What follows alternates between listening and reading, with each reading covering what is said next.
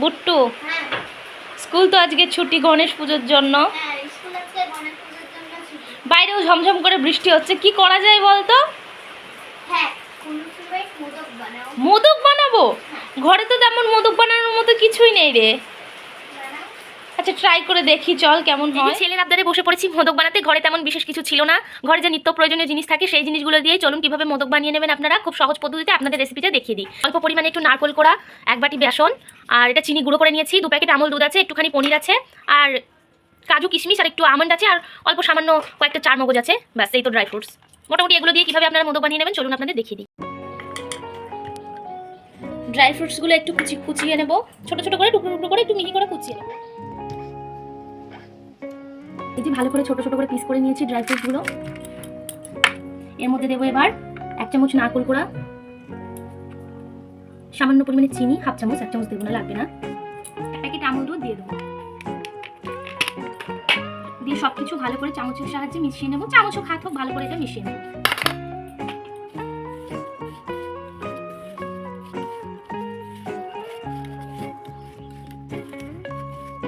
এখানে সবকিছু ভালো করে মেশানো হয়ে গেছে, মোদকের ভেতরের পুরটা পুরোপুরি কমপ্লিট হয়ে গেছে। পনিরটা ভালো করে গ্রেট করে নেব। প্রধান উপকরণ সেটাই আমি বলতে ভুলে গেছি, যাই হোক কড়াইটা গরম হয়ে গেছে, কড়াই বেশ খানিকটা ঘি দিয়ে দিয়েছি, মনে হচ্ছে কম হবে, দিয়ে আবারও বেশ খানিকটা দিয়ে দিলাম। ঘিটা বেশ ভালো করে গরম হয়ে গেছে, গ্যাসটা একদম লো রাখতে হবে, গ্যাসটা বাড়ালে হবে না, নচেত ঘিটা জ্বলে যাবে। এবার বেসনটা দিয়ে দেবো পুরোটা ঘিয়ের মধ্যে, দিয়ে ভালো করে ঘিয়ের সঙ্গে এটা মিশিয়ে নেব।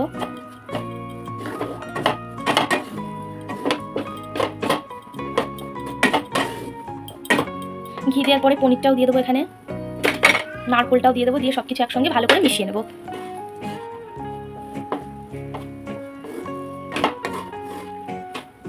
গ্যাসটা একদম লো রেখে কাজটা ধীরে সুস্থে করতে হবে, আস্তে আস্তে বেশ খানিকক্ষণ ধরে ভালো করে সবকিছু মিশিয়ে নিতে হবে। খুব সুন্দর একটা গন্ধ ছেড়েছে, ঘিয়ের সঙ্গে বেসন পনির নারকেলটা বেশ সুন্দর করে ভাজা হয়ে গেছে, দারুণ গন্ধ ছেড়েছে।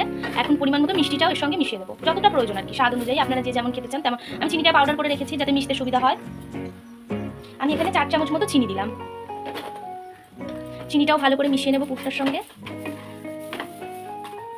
চিনিটাও ভালোভাবে মিশে গেছে, এবার আমি 1 বাটি মতো দুধ দিয়ে দেবো।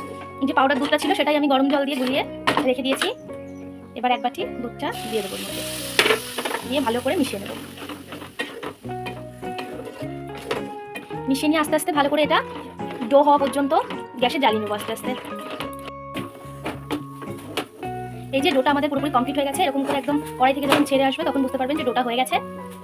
এটা এবার নামিয়ে ঠান্ডা করে নেব, যে এবার এটা একটু ঠান্ডা করে নেবো ভালো করে। ডোটা ঠান্ডা হয়ে গেছে, খুব সুন্দর হয়েছে, হাতের সঙ্গে একটু লাগছে না। চলুন এবার মোদকগুলো বানিয়ে দেখিয়ে দিই।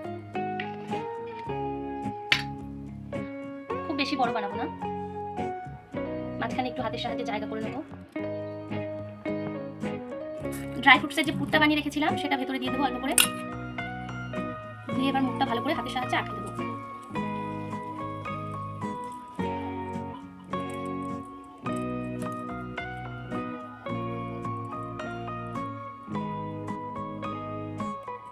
এভাবে মুখটা আটকে দিলে মোটামুটি কমপ্লিট। এই যে মোদকটা মোটামুটি কমপ্লিট হয়ে গেছে। আমার কাছে যেহেতু মোদক তৈরি করার মোল্ড নেই, ওই জন্য আমি একটু কাঁটা চামচের সাহায্যে গাটা একটু দাগ দাগ করে দেবো। যে তৈরি হয়ে গেছে আমাদের মোদক। বুট্টু শোন তো,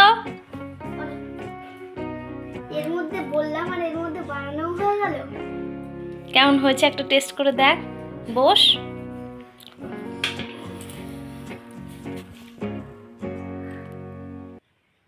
ও বাবা, ভিতরে আবার ড্রাই ফ্রুটসও দিয়েছো?